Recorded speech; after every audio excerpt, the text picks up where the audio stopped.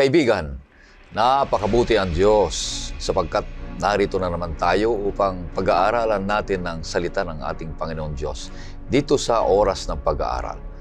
Ang oras na ito ay magbibigay sa atin ng malalim na kaalaman sa salita ng Panginoon Diyos, na ito'y magbibigay ng tunay na kapayapaan at pag-asa ng buhay na walang hanggan. Kaya sikapin mong subaybayan, kaibigan, ang programang ito upang lalo pang maunawaan ang layunin ng Panginoon Diyos sa iyong buhay. Ito po ang iyong lingkod, Pastor Ray Urbi, bilang facilitator sa ating pag-aaral sa oras na ito. Binabati ko ang lahat ng mga viewers natin mula sa Calapan, Kapatalan, Digos City, yan din sa Small Valley, Florida Blanca, sa may Porac, sa may Binalbagan, sa Don Carlos, sa Dilasag, sa Tansa, sa Lamot, sa Tagkawayan, ganyan din sa Talisay, sa Lawi, Esdac, ganon din sa F. Carlos, sa Europe, sa Xiaovoa, Israel, ganon din sa Paris, sa Germany, sa Pennsylvania, ganon din sa buong Luzon, Visayas at Mindanao at sa buong mundo. At sa mga hindi ko pa nabanggit, kaibigan, purihin ang Panginoon Diyos sapagkat narito ka. Ngayon, maraming salamat sa mga masisipag na nagsusulat dyan sa comment section natin sa YouTube. At ganun din, ibinabahagi ang programang ito sa iba. Kasi dito namin malalaman kung saan nakakarating ang programang ito. Ganun din, ang lahat ng mga ginigiliw naming mga taga-subaybay sa AWR 89.1. Dalangin namin na kayo'y patuloy na palakasin ng ating Panginoon Diyos. Kaya makakasama natin dito sa oras na ito, sa ating pag-aaral ngayong trimestre, ay ang mga lalaki ng ating Panginoon Diyos. Una dito ay si Pastor Marvin. Siya po ang ating Ministerial Secretary at NDRIEL dito po sa North Luzon, Philippine Union Mission. Kumusta kayo, Pastor Marvin? Mabuti po, Pastor Ray, Pastor Jules, at sa mga kapatid na nanonood. At aking pong binabati ang mga kapatid po natin dyan sa Hawaii Central Church. At sina Pastor Madrid, siya po yung nag-retire na pastor dyan. At doon din po sa mga kapatid po natin dyan sa Baguio. At sa kanilang pakikinig at panonood sa programa pong ito ay nagbibigay kalakasan sa kanilang pananampalataya. Nawa, mga kapatid, manatili tayong tapat na maglingkod sa Kanya.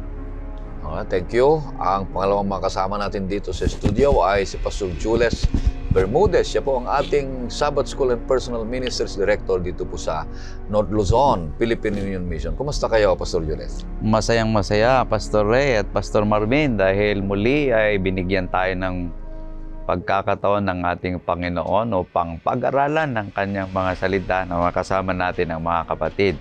At binabati ko ang lahat ng mga kapatid natin dyan sa Northeast Luzon Mission, na kung saan ay sinasabi nila na babati naman, pero hindi ko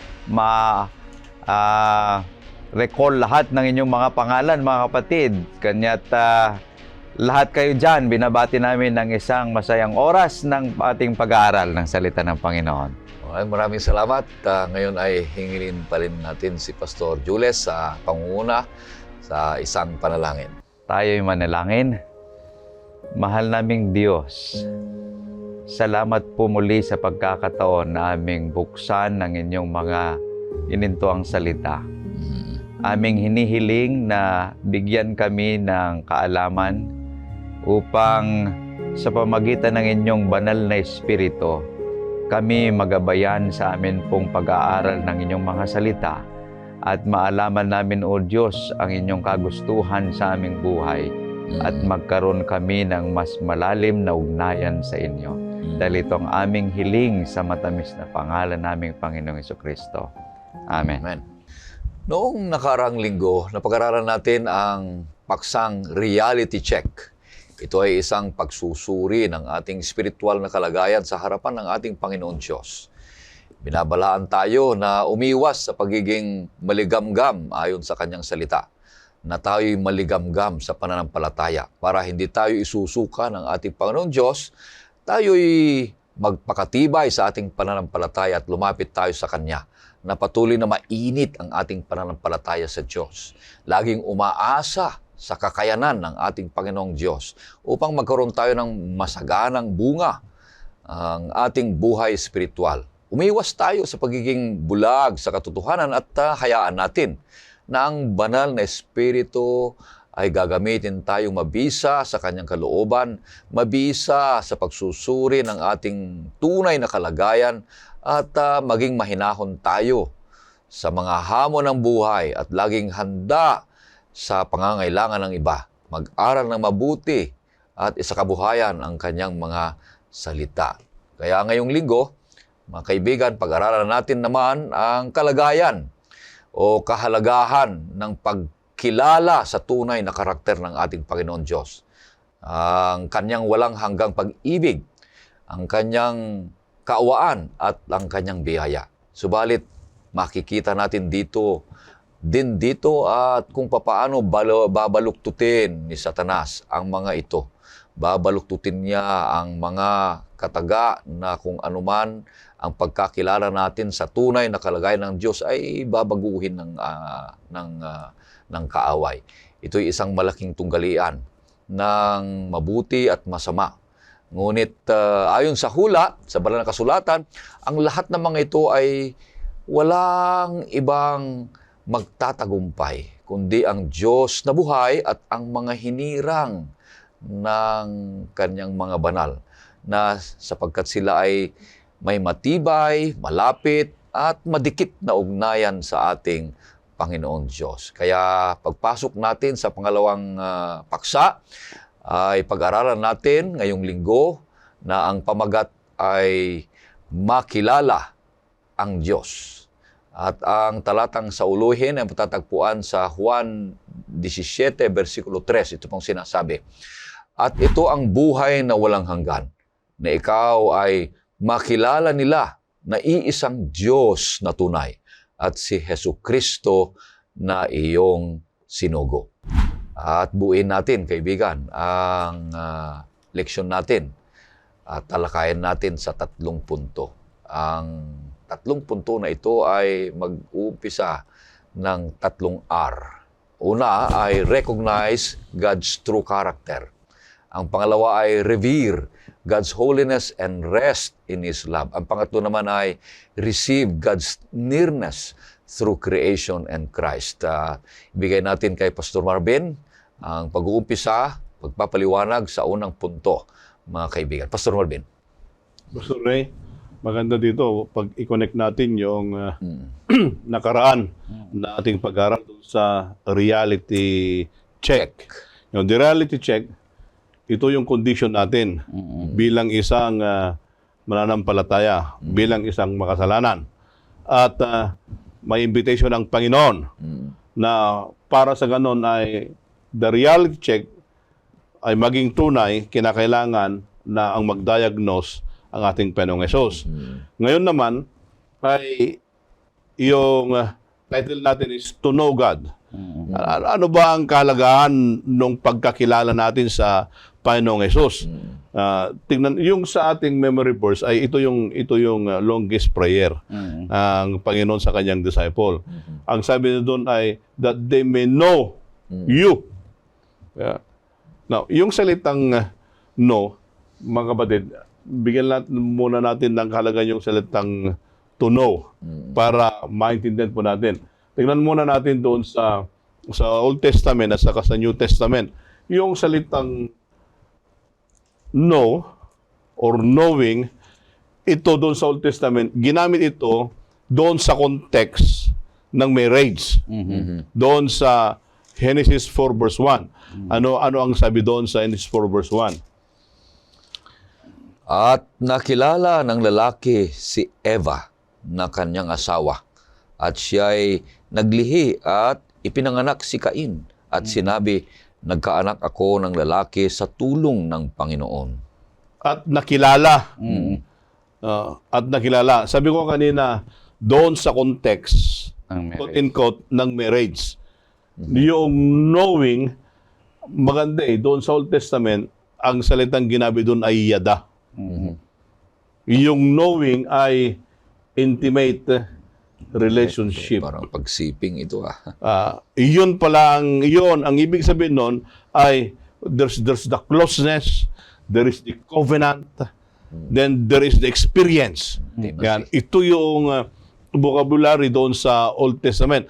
Maranasan mo ang Panginoon, magkaroon ka ng ugnayan na madikit sa Kanya, then hindi lang yon, magkaroon ka ng covenant doon sa closeness ninyo sa ating Panginoon. Yun. Kaya nga, si Jeremiah, nagbigay din siya ng isang hadikain dito. Ano ang sabi doon sa Jeremiah 9:23 at saka 24? Tinitingnan muna natin yung Old Testament. Then later on, tingnan natin yung New Testament. Ganito ang sabi ng Panginoon, huwag magmapuri ang marunong sa kanyang karunungan at huwag magmapuri ang makapangyarihan sa kanyang kapangyarihan. Huwag magmapuri ang mayaman sa kanyang kayamanan, kundi ang nagmamapuri ay dito magmapuri na kanyang unawaan at nakilala ako, na ako ang Panginoon na nagsasagawa ng kagandahang loob, ng katarungan at ng katwiran sa daigdig, sapagkat sa mga bagay na ito ay nalulugod ako, sabi ng Panginoon. No, maganda dito yung sabi doon, huwag kang magmayabang, don't glory on your being wise, your riches, and so on. Ano ang pagmamayabang natin? Sabi doon, you give glory doon sa, dito, ang pag sa English sabi doon, that He understands and knows me that I am the Lord. Ayan, yung salita ng understand na ako'y makilala at ako'y kanyang malaman. Doon sana yung glory na yun. Ito yung sinasabi ng ating banal na kasulatan. Anong sabi dito, pag titignan natin, yung knowing God, Pastor Ray, Pastor Julius, ay relational, not intellectual. Pag intellectual, alam natin. Alam mo naman dito, pero yung relational, wala doon. Hindi yun. Kasi yung intimate relationship, it comes only doon sa relational avenue. Na pag intellect, walang relasyon eh. There's no connection at all. Kaya nga, yung yada, yung knowing, ang sinasabi doon ay kinakailangan magkaroon ka ng karanasan. Magkaroon ka ng ugnayan. Magkaroon ka ng covenant. Yun yung pagkasabi doon sa Old Testament. Now, doon sa New Testament, yung verse natin, ang ginamit doon ay ginosko.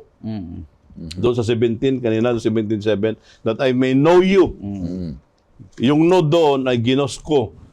Ang ibig sabihin noon ay, maganda growing in a relationship. Mga kapatid, tingnan natin yung paggamit nito. Doon sa Old Testament, ang sabi doon, mayroon kang karanasan, may covenant, may ugnayan. Sa New Testament naman, yung knowing ay you need to have a growing in a relationship. Lumalago ka dahil doon sa relasyon mo sa ating Panginoon. Kaya kinakailangan doon, once we recognize the true character, ito sana yung mangyayari sa ating buhay. Kasi in knowing, doon sa ating text, 17 verse 3, in knowing God, there is eternal life. Di ba, mga kapatid? Ito yung maganda na nangyari dito Because the moment that you don't know Christ, then how can you have eternal life? Then how can you have the reality check kung hindi mo alam yon? So, knowing, ang mangyari doon, it's walking with Him daily. Di ba? Doon sa practicality noon, tayo naman may asawa. Di ba, nung panahon na wala pang text, nagsusulatan ka lang, nagliligawan ka. Bakit mo nililigawan? Bakit ka na in love? Dahil nakita mo lang siya, in love ka na agad? No, it's not. Hindi. It's the process of knowing the person. Ganon din yun eh. It's the process of knowing God. Then, paano natin malaman? It's only this one. It's only in the Word of God. And knowing God is reading His love letter to us. Paano mo ma-cultivate yung relationship na yan? Na hindi mo naman binabasa yon, hinayaan mo lang dyan, nag-Facebook ka naman, hindi wala ka naman time sa Panginoon, then paano ma-develop yung intimate relationship? Kaya nga, the moment that we recognize the true character of God, then on our part, kinakailangan yung intimate relationship. You cultivate that daily in a relationship of knowing God. In knowing God, growing in Him, and having an intimate relationship with Him. Maganda, Pastor. Yung binabanggit ni Pastor Marvin ay napakahalaga na ating titingnan yung pagkakaiba. Sinabi niya kanina yung intellectual knowledge doon sa relational na pagkakilala natin sa ating Panginoon. Kasi ang binabanggit ni Pastor Marvin na kung saan ay pagkakilala sa Kanya, yung relasyon natin. Kasi sinight niya kanina yung marriage, relasyon ng isang mag-asawa. Kung kilala mo siya, ay gagawin mo talaga ang lahat ng bagay dahil kilala mo, mahal mo siya. Dito sa banal na kasulatan ay aking nakita na kung saan bago pala ibinigay ng Panginoong Diyos ang kanyang kautusan, ay ipinakilala muna niyang kanyang sarili. Kung babasahin natin, Pastor Ray, sa Exodo 20, ang talata ay 2, binabanggit dyan yung pagpapakilala ng ating Panginoong Diyos. Ako ang Panginoon mong Diyos na naglabas sa iyo sa lupain ng Ehipto mula sa bahay ng pagkaalipin. Okay, so bago binigay ng Panginoon, pagkatapos niyan ay sinabi na yung mga 10 utos ng Panginoon. Bago niya binigay yung kanyang utos, ay ipinakilala niya muna yung kanyang sarili. Napakahalaga yon na kanilang titingnan, sino ba yung Diyos na dapat naming sundin? Siya yung Diyos na naglabas sa kanila mula sa kanilang pagkaalipin. Dahil si Satanas ay ang kagustuhan ni Satanas ay masira yung karakter ng ating Panginoon. Kahit sa Biblia ating titingnan na mula sa Genesis hanggang sa Apokalipsis, pinapakilala ng Panginoong Diyos ang kanyang sarili. Kahit pa sa kanyang bugtong na anak, pinakilala ng ating Panginoong Hesus ang Diyos Ama. Ngunit ang layunin ng kaaway na si Satanas ay masira itong pagkakilala. Kasi yung kanyang kasinungalingan ay sinasabi niya na ay ang Diyos ay hindi maibiging Diyos. Ang kanyang mga kautusan na hindi natin kayang sundin. Pero kung ating titingnan, sabi ni Augustus, God's law is the transcript of His character. Kanya yung kautusan ay nahati sa dalawa, pero ang sinasabi nun ay tungkol sa pag-ibig sa ating Panginoon. So, kung makikilala natin ang ating Panginoong Diyos, ang bunga na ito ay mayroon tayong mas malalim na ugnayan sa Kanya kung makikilala natin ang Kanyang karakter. At lalarim rin yung ating pag-ibig sa ating Panginoon, kung yun yung mangyari. Pero, kagaya ng sinabi na natin kanina, si Satanas mula pa rito sa Genesis, Kapitulo 3, pakibasa nga, Pastor Ray, ang talata ay 1, 4 at 5. Genesis 3, 1, 4 at 5. Uno, ang ahas ay higit na tuso kaysa alinman sa mga mailap na hayop sa parang na nilikha ng Panginoon Diyos. Sinabi niya sa babae, sinabi ba ng Diyos, huwag ninyong kakainin ang mula sa alinmang punong kahoy sa halamanan? 3, subalit sinabi ng Diyos, huwag ninyong kakainin ang bunga ng punong kahoy na nasa gitna ng halamanan. Huwag din ninyo itong hihipuin, kundi kayo'y mamamatay. 4. 4. Subalit sinabi ng ahas sa babae, tiyak na hindi kayo mamamatay, sapagkat nalalaman ng Diyos na kapag kayo'y kumain noon ay mabubuksan ang inyong mga mata at kayo'y magiging kagaya ng Diyos na nakakakilala ng mabuti at masama.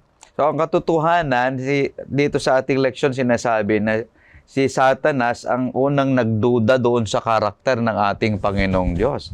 At ang pagdududang ito ay humantong sa pinakamalaking labanan sa kasaysayan, yung malaking tunggalian.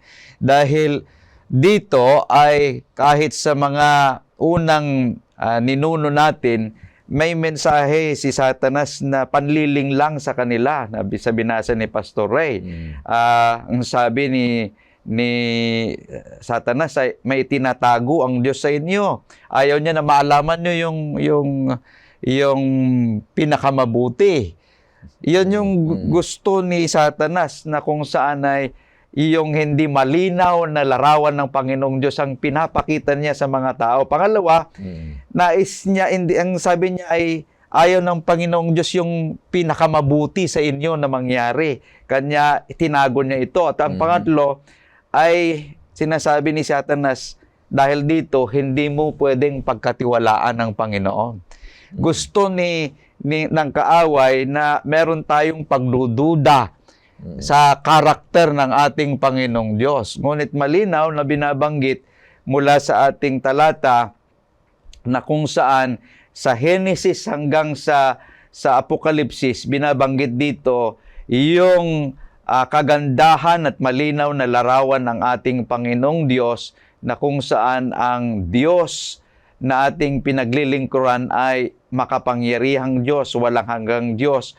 At ang Diyos na ito na ating pinaglilingkuran, habang nakikilala natin siya at ang kanyang karakter, lalalim naman yung ating pag-ibig sa Kanya. So, Pastor Jules, ang ibig sabihin niyan, pag ang isang mananampalataya ay nagda-doubt, nagdududa Yeah. doon sa karakter ng Panginoon, yan ay inline siya doon sa tribo ni Satanas. Di ba? Sama. Di ba? Ganon ang pangyayari doon. Kasi yon at the beginning, doon pa nga sa langit eh.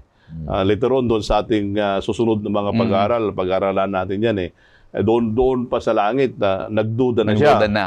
So, ibig sabihin yan pala, pag ako'y nanalangin, at doon sa aking panalangin, in practical sense, Pastor Jules, nanalangin ako, at yung panalangin ko naman, nagdududo ako, anong significant doon sa karakter?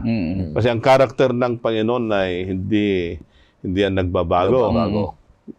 At pag titingnan natin dito ay yung knowing God, kinakailangan din pala na accompanied na iyong tiwala sa Kanya ay magpapatuloy yon.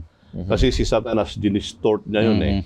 Hindi lang yon, isa pa na nakita doon sa practical sense na when we represent Christ, sabi ko, Kristiyano, ako mananampalataya. But if you misrepresent Christ, still, walang pagkiba yun eh. If I misrepresent Christ, ang nangyari doon ay I don't recognize the true character of God because supposedly tayo ay mga ambassador, so don't misrepresent. Yeah. Kaya maganda itong mission natin. Ito lang yung Pastor Ray, Pastor Jules, ito lang yung nakita ko na practical sense. So that the moment that you recognize the character of God, then we also represent His character sa ibang tao na ito yung nare-recognize nila yun. Kaya napakaganda, mga kaibigan at mga kapatid, na totoo na alamin natin ang tunay na karakter ng ating Panginoong Hesus. Magkaiba talaga yung may alam ka sa tao, pero hindi mo kilala. Ibig sabihin, pag may alam ka lang tungkol dun sa tao. Pero pag kilala mo yung tao, may ibig sabihin, nakasama mo siya, na nakasalo mo siya, may relasyon ka sa Kanya. Alam mo yung Kanyang kaugalian. Ganon din tayo sa Panginoon Diyos, na itinatag ng Panginoon Diyos kung sino siya sa ating buhay. Ngayon, sisirain ng kaaway sa magitan ng pagdududa. Kaya pag nagduda na tayo sa Panginoon Diyos, delikado na tayo. Nasa kuyong-kuyong na tayo, mga kapatid. So, pupunta na tayo sa pangalawang punto, napakaganda. Revere God's holiness and rest in His love. Anong ibig sabihin nito, Pastor Marvin? Pag tignan natin dito yung knowing at accompany dito doon sa holiness. Yeah. At ito ay reflection doon sa karakter ng Panginoon. Kung yan ang itinatawag na ripple effect niyan. Nagpapatuloy na effect niyan. Parang domino ba? Domino effect. Ito ang sabi doon sa Levitico 20:26 na nagbigay ng Panginoon na you should be different among the people. Anong sabi doon? Kayo'y magpakabanal sa akin sapagkat akong Panginoon ay banal at kayo'y ibinukod ko sa mga bayan upang kayo'y maging akin. Maganda yan magpakabanal kayo dahil ako ay banal. Saan yung reflection sa ating Panginoon Jesus? Then, ang sabi doon ay, I have separated you as my people. Ibig sabihin noon, there must be distinction. Hindi ito yung gawain doon sa labas, ito naman yung gawain mo. Walang pagkakaiba. Kaya yung lifestyle, napakahalaga yung lifestyle Yung lifestyle na, kunyari, ito yung lifestyle sa labas, umiinom ng alak. Ang lifestyle ng mananampalataya, lasing ganon din. Is there distinction? Wala dun Kaya nga doon, you don't revere the character of God pag ganon. Kaya maganda yung ating lesson na in knowing God, the holiness will come as reflection of His character because we are different people among the rest. Kung ayaw mo maiba, kaya there's no transformation and there's holiness at all. And the transformation will come from the Word of God. Halata at wasto ang nakikita nila sa buhay natin bilang mananampalataya. Pastor Jules. Pero may sinasabi ng mga tao, banal na aso, santong kabayo. Anong ibig sabihin? yung reflection na sinasabi ni Pastor Marvin kanina ay hindi nakikita. Kasi hindi kilala ang karakter ng ating Panginoong Diyos. Yung kasing kabanalan, ito yung palaging inuugnay sa ating Panginoong Diyos. Kung ating titingnan ang Diyos, ang palaging niinugnay sa Kanya na salita ay yung Kanyang kabanalan. Kanya kung ating babasahin sa Apokalipsis 4:8, binabanggit dito kahit yung mga anghel sa langit, 3 beses na binabanggit ang salitang banal, banal, banal. Anong sinasabi diyan, Pastor Ray? At ang 4 na nilalang na buhay na may 6 na pakpak, ang bawat isa sa kanila ay puno ng mga mata sa palibot at sa loob. At sila'y walang humpay na nagsasabi araw at gabi, banal, banal, banal, ang Panginoon Diyos ang makapangyarihang sa lahat, ang noon at ang ngayon at ang darating. So napakaganda yung binabanggit dyan, yung 3 nilalang, ang kanilang pagsabi ay pagkakita nila banal, banal, banal. Kung ihambing natin dito sa ating mga tao, ay yung kabanalan ng Panginoong Diyos, pag makita niya yung tao ay talagang mamamatay siya. Kanya kahit pa sa Old Testament ay merong holy place and most holy place na kung saan kapag yung pare ay tutungo doon sa holy place na hindi nakahanda, mamamatay. Sa most holy place. Sa most holy place. Kasi siya ay makasalanan talaga. Yan ang likas ng ating Panginoong Diyos na inuugnay sa Kanya kapag pinag-uusapan natin ang Diyos, ang kanyang kabanalan. At ang kabanalan ng Diyos ay siyang pundasyon ng kanyang mga katangian. Ano ba yung katangian ng Panginoong Diyos? Sa ating makikita, ang pag-ibig ng Diyos ay dalisay, kanya banal na pag-ibig. Yeah. Ang Diyos ay sinasabi rito sa ating leksyon ay ang kanyang kaalaman ay walang hanggan, omniscience na sinasabi. Kanya banal na kaalaman. Ang Diyos, sinasabi dito ay makapangyarihang Diyos, omnipotence, kanya banal na kapangyarihan. So lahat ng mga bagay na inuugnay sa ating Panginoong Diyos sa kanyang katangiang kabanalan, na kung saan ito sana yung sinasabi kanina ni Pastor Marvin, na i-reflect ng bawat isa sa atin dahil we are ambassador of Christ.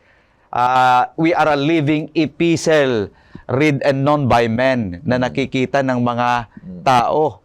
So, hindi sana pwedeng sabihin ng mga tao na ikaw ay banal na aso, santong kabayo. Hindi sana ganon ang pagtingin ng tao sa atin, kundi yung refleksyon ng ating Panginoong Diyos ang nakikita sa ating buhay. Yun yung sinasabi kanina. At saka yung holiness, Pastor Jules, Pastor Ray, this must be accompanied by love. Yeah. Kasi banal ka nga, at yung kabanalan mo naman ay kino-compare mo sa iba. Wala naman. Ay, kwan yun. Iba yun. Yun yung parasaic holies yun. Kaya it must be accompanied by love. Ito ang sabi doon sa 1 John 4, 7 to 10. 1 John 4, 7 to 10. Anong sabi doon? Kasi ito sana yung one of the reflections. Sabi dito sa 7, 4, 7 to 10. Mga minamahal, mag-ibigan tayo sa isa't isa sapagkat ang pag-ibig ay sa Diyos at ang bawat umiibig ay ipinanganak ng Diyos at nakakakilala sa Diyos. 8. Ang hindi umiibig ay hindi nakakakilala sa Diyos sapagkat ang Diyos ay pag-ibig. 9. Dito nahayag ang pag-ibig ng Diyos sa atin sapagkat sinugo ng Diyos ang kanyang bugtong na anak sa sanlibutan upang tayo'y mabuhay sa pamagitan niya. 10. Narito ang pag-ibig, hindi sa tayo'y umibig sa Diyos, kundi siya ang umibig sa atin at sinugo ang kanyang anak na pantubos sa ating mga kasalanan. No. Maganda doon eh. Ito yon na the holiness of God, it must be accompanied By love. by love. Ayan. Kasi yun, di ba sabi natin kanina, is the reflection. Kaya pag sinabi doon, lalo na doon sa verse 7, ang sabi doon, everyone who loves is born of God and knows God. Kaya ibig sabihin noon, yung ipinapakita yung pag-ibig, nakikilala ang Panginoon. At hindi lang yun, kilala talaga ang ating Panginoon. Kaya doon sa another thing there ay doon sa huling praise ng verse 9, ang sabi doon, that we might live through Him. So, dapat mabuhay tayo ayon sa kanyang pag-ibig. Kaya maganda ito eh. Doon sa ipapakita natin in knowing God, is not only knowing that He is a holy God, and also knowing Him, we know also that He is a loving God. Yeah. Na yung ano ba yung situation natin na makasalanan doon, yung pag-ibig ng Panginoon ay naandun pa rin sa atin. Kaya kung reflection 'yon, kahit yung hindi pala kaibig-ibig, Ibigin. di ba?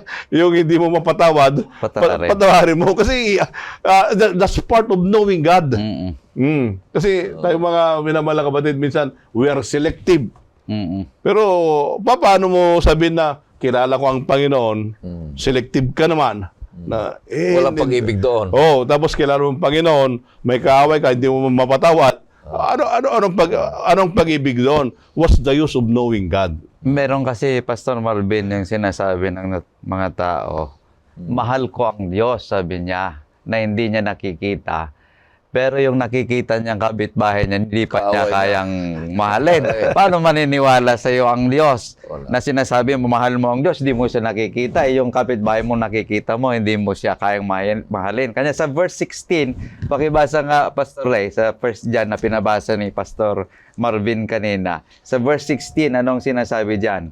At ating nalaman at sinampalatayanan ang pag-ibig ng Diyos para sa atin. Ang Diyos ay pag-ibig at ang nananatili sa pag-ibig ay nananatili sa Diyos. Okay. At ang Diyos ay nananatili sa Kanya. Okay. Ang Diyos ay nananatili sa atin kung, ang sabi diyan sa atin, nananatili din tayo sa pag-ibig ng ating Panginoong Diyos. Napakahirap yung sinasabi ng ating Panginoon kung minsan na mahalin mo kahit yung kaaway. Ito'y paradox na kung saan ay mahirap gawin pero kailangan dahil yan ang karakter ng ating Panginoon eh.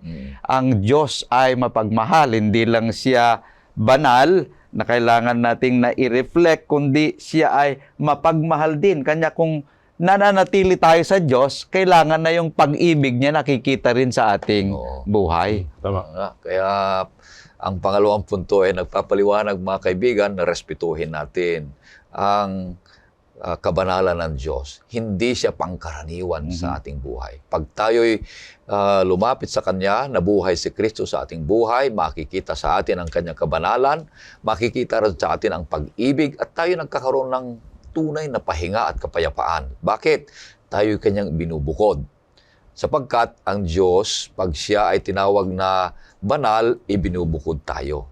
Binubukod tayo pag tayo nabubuhay sa Kanya. Kasama natin siya araw-araw. Sa pangatlong punto na tayo, mga kapatid. Receive God's nearness through creation and Christ. Anong paliwanag nito, Pastor Marvin? Pag tingnan natin to, balik tayo doon sa maganda sa Old Testament at saka sa New Testament. Doon sa Old Testament, ipinakilala ng Panginoon ang kanyang sarili as a creator. Yung mga salita doon na mababasa mo doon sa Deuteronomy, Elohim. Sa 127, creator. Ano ang kanyang ginawa bilang creator? I-provide niya yung kailangan ng tao. Bago niya lalangin ang tao, i-provide niya. Hinanda na niya lahat. Hinanda niya lahat. So it means to say, God is the provider during the creation. Hindi ba pwedeng ang first day ay tao ang lalangin niya? Hindi pwede. Ibig sabihin nun, hinanda niya muna bago niya nilalang ang tao. So Elohim is a provider God. Then, ang sunod doon, yung sa New Testament naman, doon sa Matthew 1:21, yun ang Emmanuel. Anong nangyari naman doon? Nakitahan, sa atin. Para malaman niya yung tao. Ito yung Diyos ng Old at saka New Testament. Marami pang description yan, pero ito lang doon sa ating itang lesson. Kaya ito, God as the provider, God as the redeemer. Nakita natin sa Old Testament, God is the provider, the creator, and the New Testament, nakita natin, siya ay redeemer. Now, on this process, being the provider and being the redeemer, ang sabi ng Panginoon, dapat kilalanin mo ako. Ako na nga nag-provide sa'yo, tapos hindi mo pa ako kikilalanin. Ako ang nagligtas sa iyo, tapos hindi mo pa ako kikilalanin. Di ba, mga ganon. Kaya, tingnan natin anong sabi ni John? 1 John 2 verse 3 to 5. Very striking point ito Anong sabi niya? 3. At sa ganito'y nalalaman natin na siya'y kilala natin kung tinutupad natin ang kanyang mga utos. 4. Ang nagsasabing, kilala ko siya, ngunit hindi tinutupad ang kanyang mga utos ay sinungaling at ang katotohanan ay wala sa Kanya. 5. Ngunit ang sinumang tumutupad ng Kanyang salita, tunay na naging ganap sa taong ito ang pag-ibig ng Diyos. Sa pamamagitan nito'y nalalaman nating tayo'y nasa Kanya. Napakaganda na. Now, balik ako doon sa discussion natin. Sabi ko nga kanina, Old Testament, the provider. New Testament, the Redeemer. Redeemer. Now, sabi na, dapat makilala niyo ako. Ngayon, on the other hand, on the practicality, ang sabi ni Juan, now by this we know that we know Him if we keep His commandments. Now, paano mo malalaman ang Panginoon? Kasi tinitingnan natin yon. We need to receive God's nearness through creation and Christ. Now, paano mo malalaman na you already received that kind of nearness? Ang sabi ni Juan, kilala mo ako, makikilala mo ako kung, ano sabi doon? Sundin mo. Tuparin mo ang aking Mga utos. mga utos. Ibig sabihin noon, sabi ni Pastor Julius kanina, ay yung utos, yun ang transcript ng ating Panginoon. Kung kilala mo yung tao na nagbigay doon sa transcript ng kanyang character, dapat sundin mo. At yung transcript na yun, yung character ng Panginoon. The moment na hindi mo sinunod yun, ano ang sabi dito? Naituloy natin. Sinungaling. Who says, yung nagsasabi na kilala ko siya. Tingnan natin mga minamahal na kapatid. Kikilala ko siya at mga nanonood. Kilala ko siya, sabi niya, pero hindi naman niya tinutupad ang kanyang mga utos. Ano ang tawag sa kanya? Siya ay sinungaling. Siya ay sinungaling. At ang katotohanan. Ito yung karakter Wala na sa dinidiscuss kanina ni Pastor Joles. Ito yung karakter na sumisira doon sa karakter ng Panginoon na si Satanas. Si Satanas, sinungaling siya kasi sinisiraan niya yung karakter ng Panginoon. Ngayon naman, sinasabi mo na tinutupad, na kilala mo ang Panginoon, hindi mo naman sinusunod yung kanyang utos, sinungaling ka pa rin. Ang ibig sabihin noon, wala tayong pinagkaiba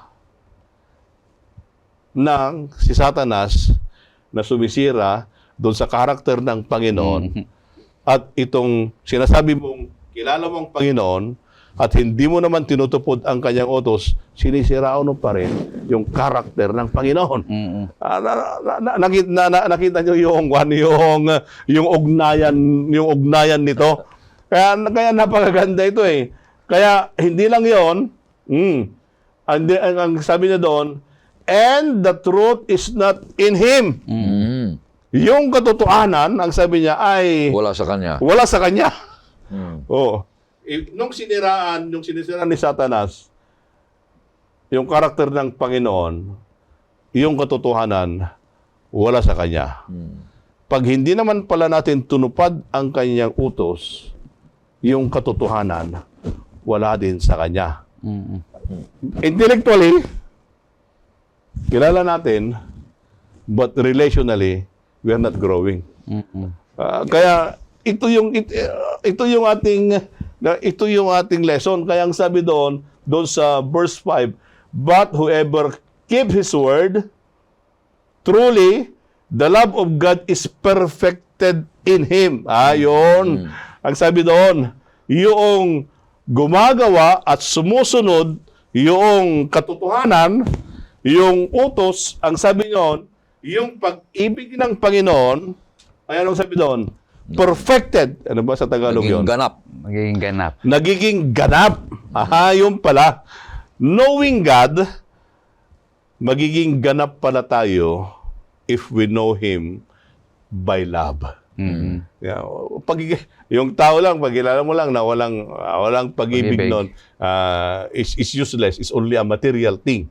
Pero ang sabi doon, napaganda doon perfected in love, that we must know that we are in Him. Yung pala, pag tinupad mo yung utos, hindi lang nakikilala mo siya, we are in in Him, sabi ni Jan Mm.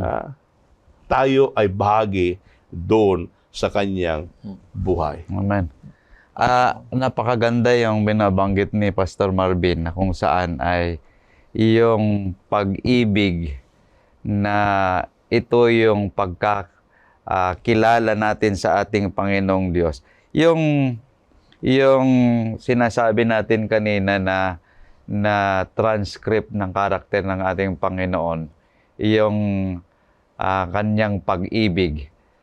Yung binabanggit ni Juan din sa Juan 14:15 na kung mahal mo ako, sundin mo ang aking mga kautusan. So, doon na ipapakita na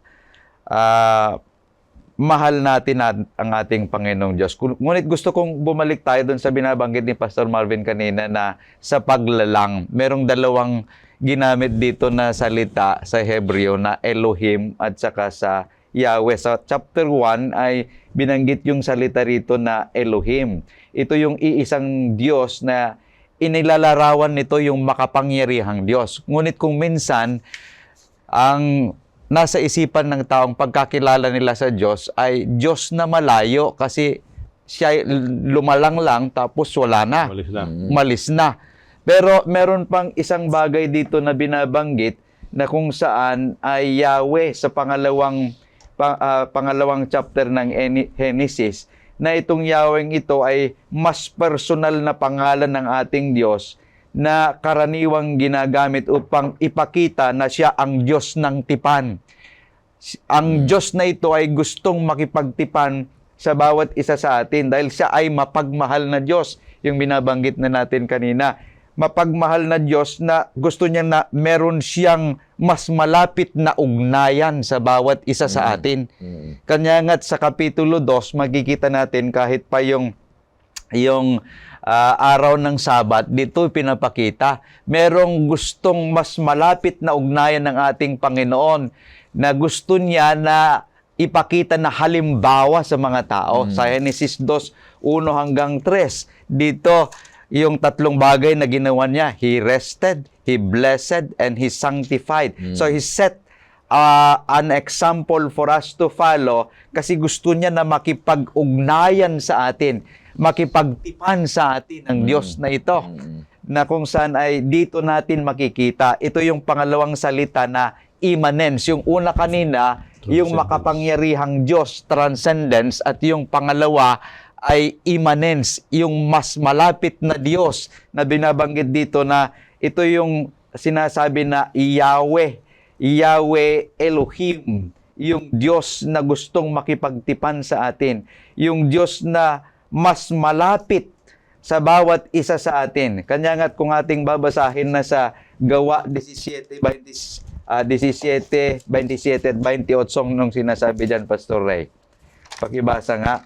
Ito yung sinabi ni Apostol Pablo sa mga taga-Atenas sa Mars Hill. Gawa 17. 27-28.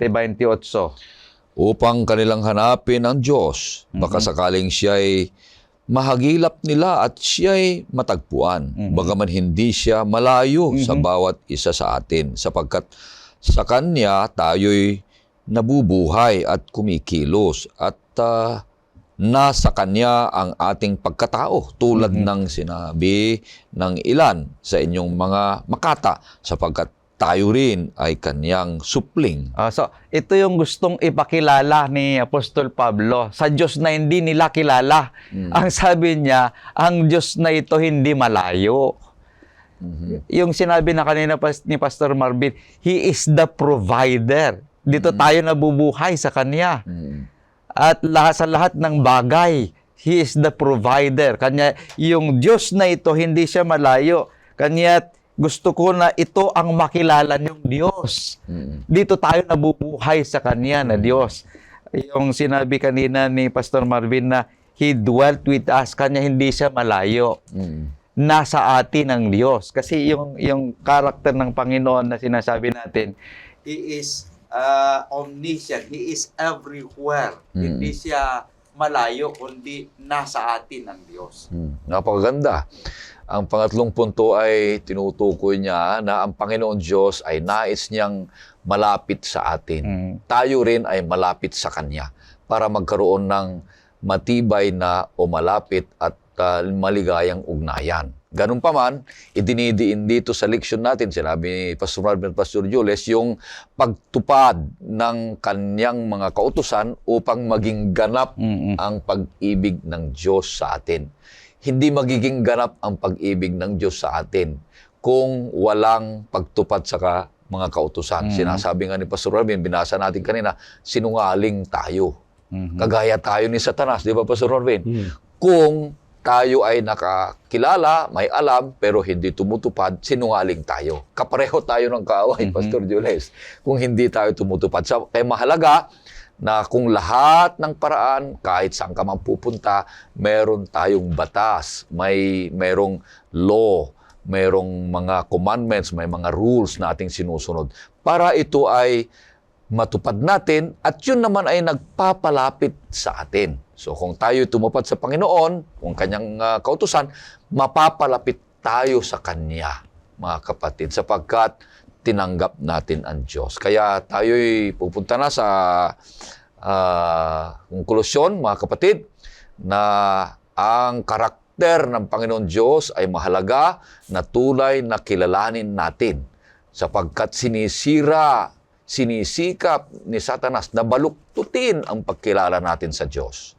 Kaya mag-ingat tayo pag tayo nagduda na.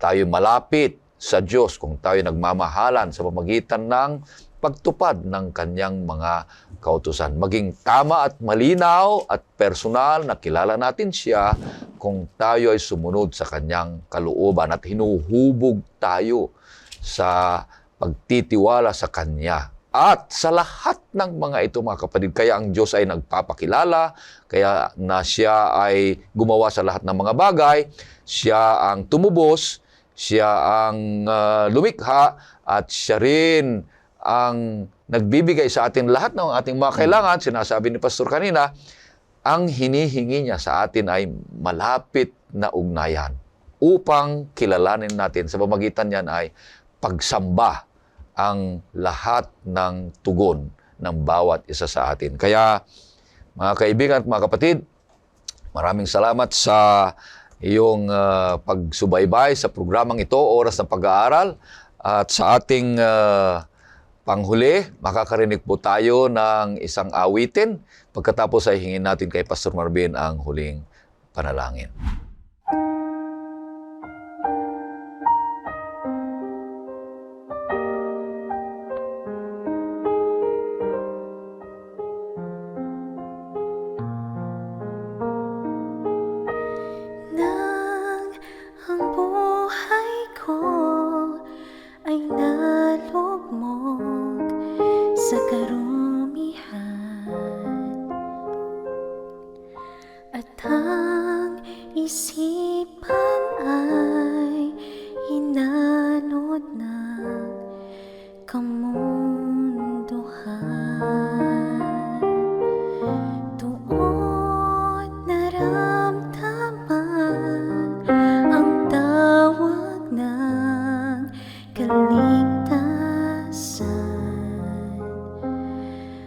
Sa pag-ibig ni Jesus, ako'y kaniyang natagpuan. O Diyos, ang makilala ka ng lubusan ay aking hangarin. Lagi kong dalangin ang puso mo't kalooban. Sana'y malaman, maunawaan. Yan ang nais ko sa buhay, ang makilala ka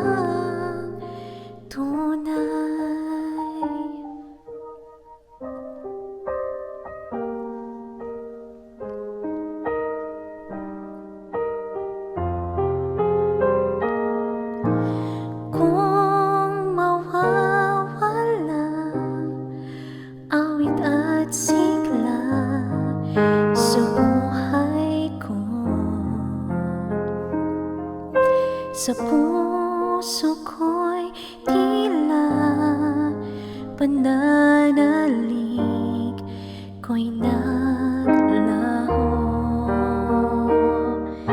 Kapag sarili ang sinusunod, nabibigo sa paglapit kong muli sa Diyos, nililingap ako.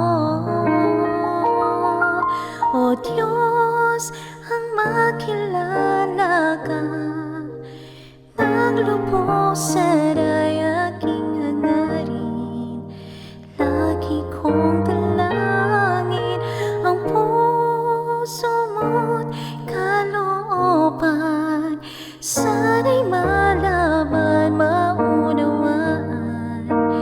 Yan ang nais ko sa buhay, ang makilala kang ang puso mo't kalooban. Sana'y malaman, maunawaan. Yan ang nais ko sa buhay, ang makilala kang tunay. Ang makilala kang tunay.